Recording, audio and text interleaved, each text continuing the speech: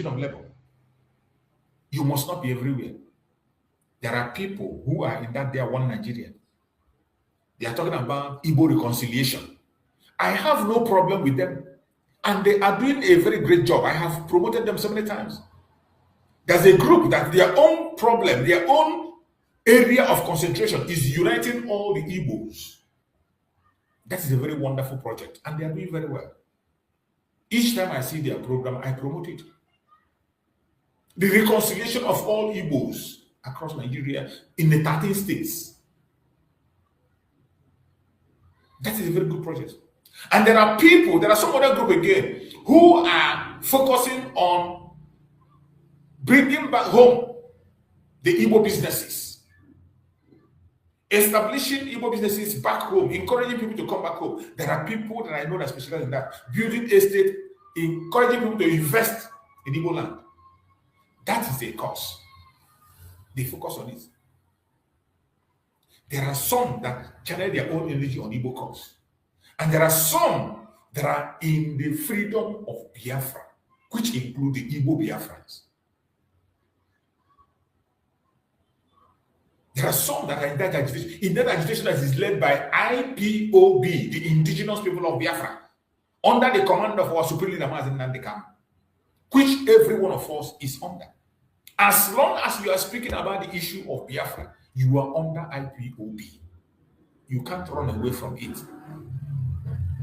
The indigenous people of Biafra. As long as you are part of this stuff, except you have something else you are chasing, it's up to you.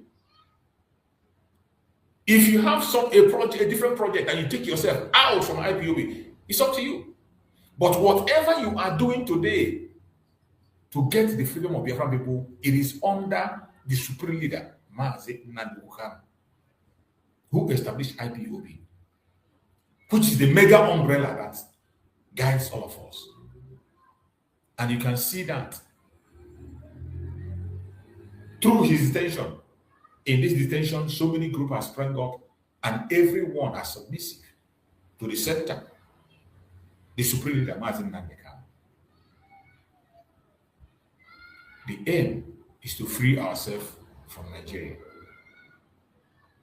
We need to focus on that.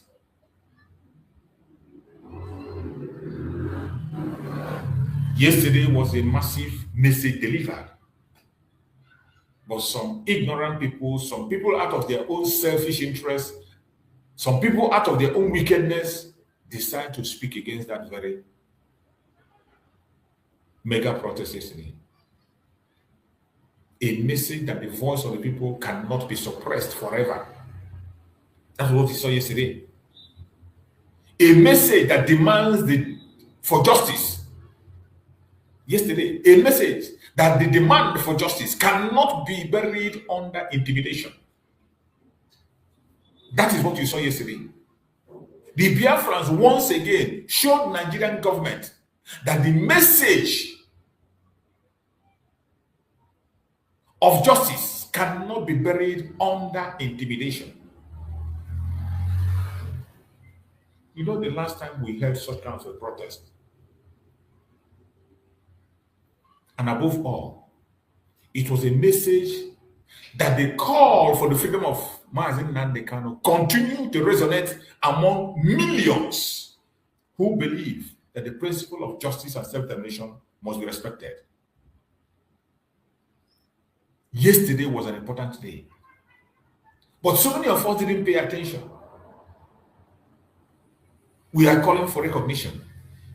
As you are calling for recognition, let me tell you, Mazi Nnamdi Kanu remains the symbol of the freedom of the Biafrans. You can't beat it. You can't pretend about it.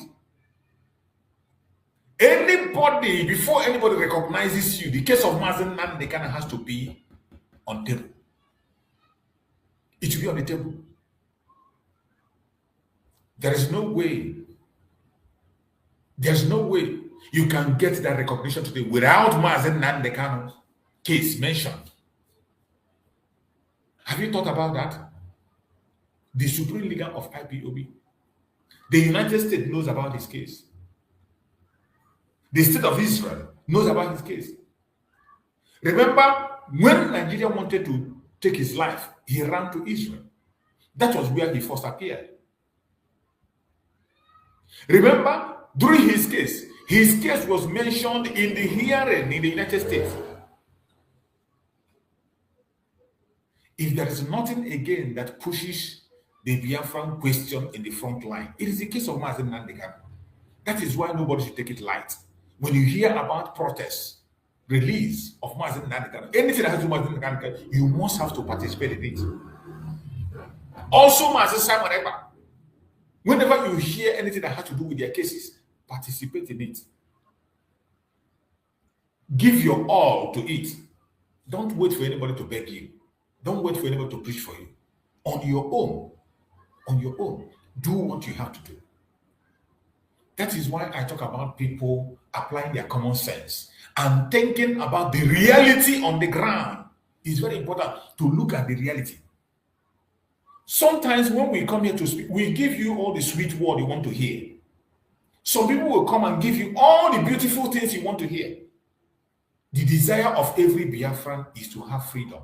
We want to know that our Biafran nation is free. We want to hear, oh, it's going to come today, it's going to come tomorrow, it's going to come next tomorrow, or everything has been done, everything is settled. That is what we want to hear. But check the reality on the ground so that your mental state will not be disturbed.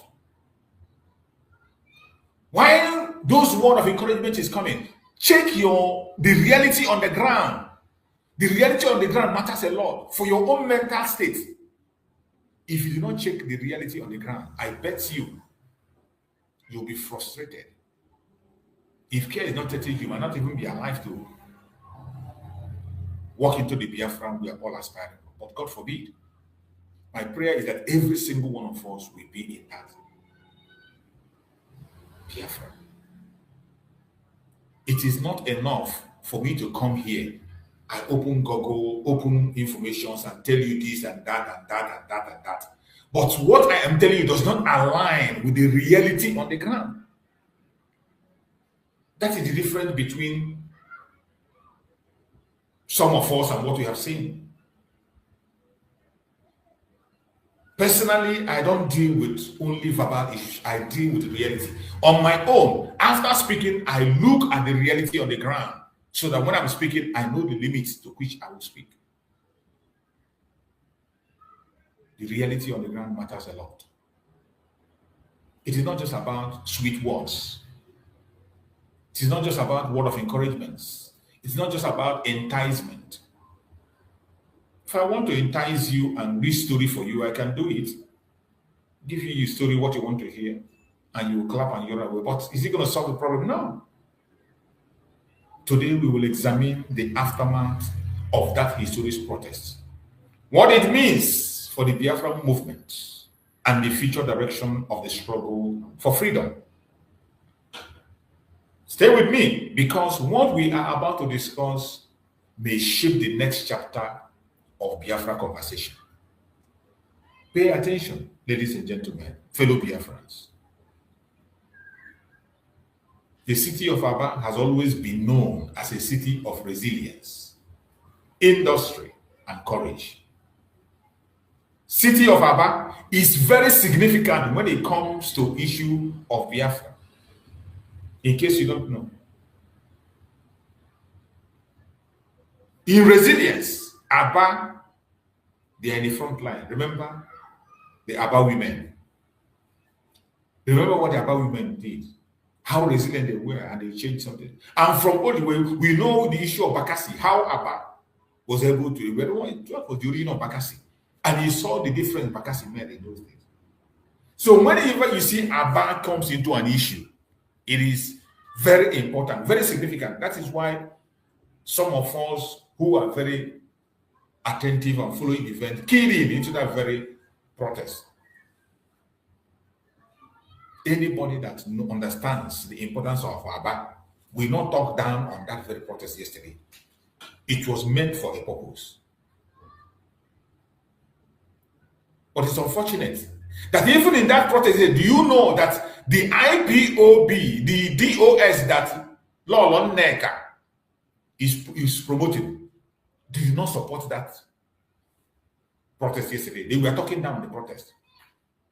Protest that was organized. No title, no name was given. They say all the lovers of Mazen Nandekan, and you took yourself away from the protest. This is how they have always tried to divide us. In every single thing, there is always division. In every little things, common protest that everybody should come together and protest, no matter where you are. Some people begin to remove themselves. Some people begin to remove oh, it's not from our camp. Oh, we are not the one that announced it. Oh, it's not from our leader. Oh, it's not from our actor. Oh, it's not from our lover. Oh, it's not from our group. When are we going to walk away from these stupid ideas and nonsensical behaviors that we all have? These individualistic ideas that we have in us. This ego and pride that is killing us, that is not making us have headways. The city of Aba has always been known as a city of resilience, industry, and courage. But in recent days, it became something even more significant. It became a symbol of collective expression. That's what we saw yesterday. A symbol of collective expression. When thousands of people gather in the street calling for the release of Mazen Nnamdi Kanu, they were not just marching for a person. They were marching for principle. They were marching for justice. They were marching for the right of a people to express their political aspiration peacefully. And this is what we have been doing. And each time we do, Nigerian government will open fire.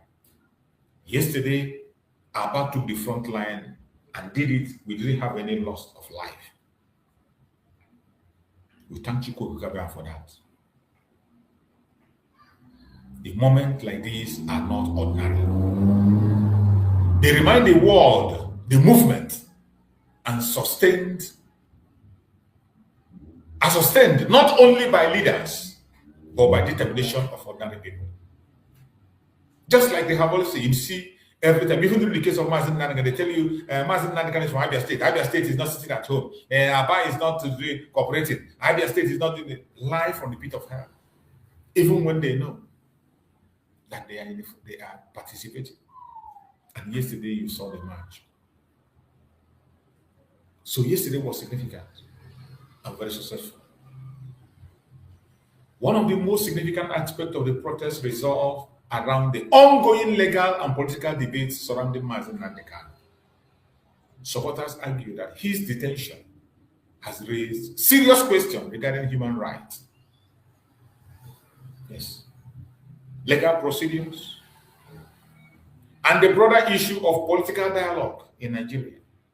Mazen Nnamdi Kanu case have raised a lot of dust and issues that must be addressed.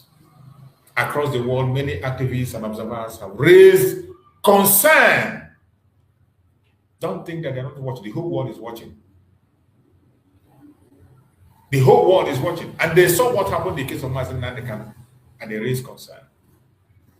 People talked about the due process. There was no due process. There was no due process in the case of Mazen Nnamdi Kanu. Political dialogue. Even when our elders went for political solution, nobody listened to them. Whether they were serious or not serious, whether they mean it or not, but at least we saw when they went for political dialogue, and nothing was heard. Throughout the case of Mazen Nnamdi Kanu, there was no respect for his fundamental rights. There was no respect for his fundamental rights. From detention, from his kidnap till date, they never respect his rights. These are not just Nigeria issues. They are global concern. That is why I tell you that the case of Mazen Nnamdi Kanu is no longer a local issue. It is an international issue.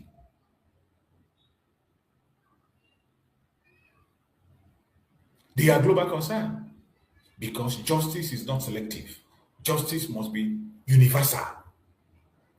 Justice is not selective. It is universal. Mazen Nandekan deserved the right to be heard. He deserved the right to be treated right. He deserved the right for freedom. He deserved the right for due process. The protest in Aba matters for several reasons. It is so sad that some people decided to talk themselves out of that protest yesterday. Very sad. But the protest in Aba matters for several reasons. First, it demonstrates that the conversation around Biafra is still alive. Do you know the last time Biafrans came out in mass to demonstrate in Nigeria? It has become almost impossible for Biafrans to gather and protest. But yesterday you saw, even when Showore came in there, within that time they were speaking, you saw Biafrans speaking up. People came from all states. And some of them, you see them, they were busy attacking to Showore, that it was a political stunt. And I asked them, if you feel that Showore is putting a political stunt, why don't you pull your own political stunt? If you think that Showore is coming every time for the case of Mazen Nandekano for political reasons, why don't you? Why? What stops you from doing the same? What stops you from doing the same? What stops you from doing the same?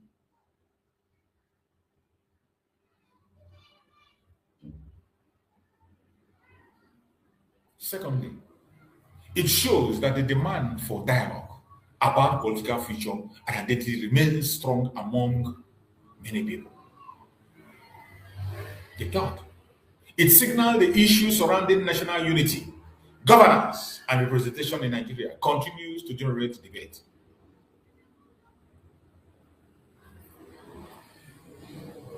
Throughout history, peaceful civic action has often served as a catalyst for conversation that government and institution cannot ignore. Very, very important.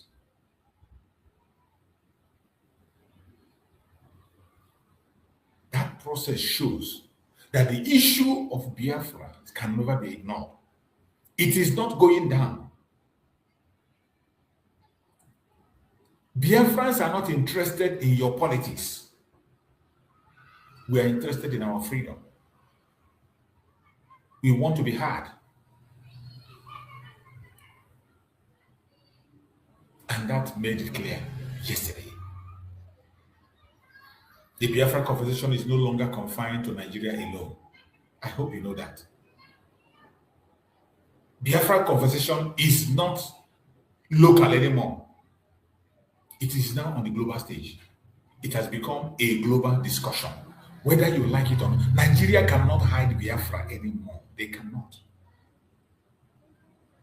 Members of the diaspora, international observers, and human rights organizations have increasingly followed development involving Mazen Nandekano. Many argue that situation like this requires careful attention from international community, and that is what we are saying.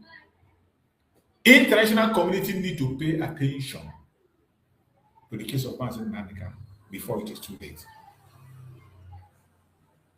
They need to pay attention, not to inflame tension, but to encourage dialogue, peace, and lawful resolution.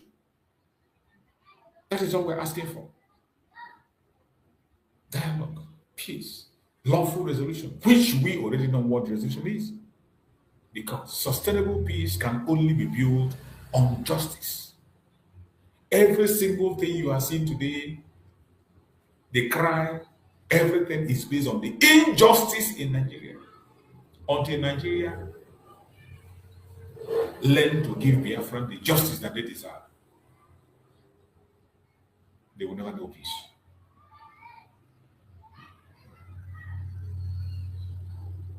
Now, the question everyone is asking is this.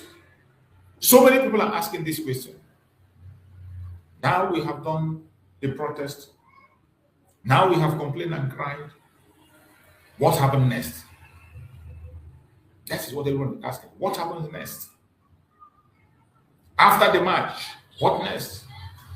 After the headlines, what next? After the attention, what next? But I want you to understand wherever you are that movements are not defined by a single protest. Because you go online, that is what some of people are saying. Oh, now you have done your 1 million march, then what next? Now you have made your headline, what next? Now you have drawn the attention, then what next? But I want you to know the future of a Biafra movement will depend on several factors, not just on a single issue.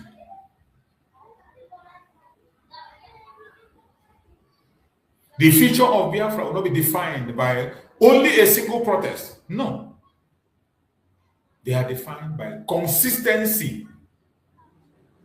We must remain consistent. Don't say, oh, you have protested, you have done 1 million march and you go to bed and sleep. No. We must be consistent. The future of the Biafra movement will depend on several factors. One of those factors I'm going to mention, pay attention. If you know where you are lacking, go and make amends. Most of my message this year is on us working on ourselves. We need a lot of work to do on ourselves. Because the international community have had us. We are trying as much as possible to align our interests with theirs. But when they look to us, what do they see? The movement will depend on several factors. Unity among supporters of Biafra. Unity among supporters of Biafra. Not what Neka is doing, not what Neka is doing. She is a divider, a Confucianist, working for the caliphate against the Biafra issue. If you want to focus on our Igbo, whatever, go and fight for your Igbo, whatever you want to fight. We're not against you, but let the Biafra struggle be. Unity among supporters. Peaceful civic engagement. Peaceful civic engagement. Those who are in the right position to engage, continue to engage. Strategic dialogue and international awareness. Many of us are doing very well on that international awareness, and we must continue to do. Many groups are doing their best, and some of them are causing confusion. You must ask yourself, what kind of awareness are you creating internationally? Ask yourself. By what you say online, by what you post and what you share, by the kind of program you hold, what kind of awareness are you creating to the international community? What will people say about Biafra when they watch your platform? What will they say?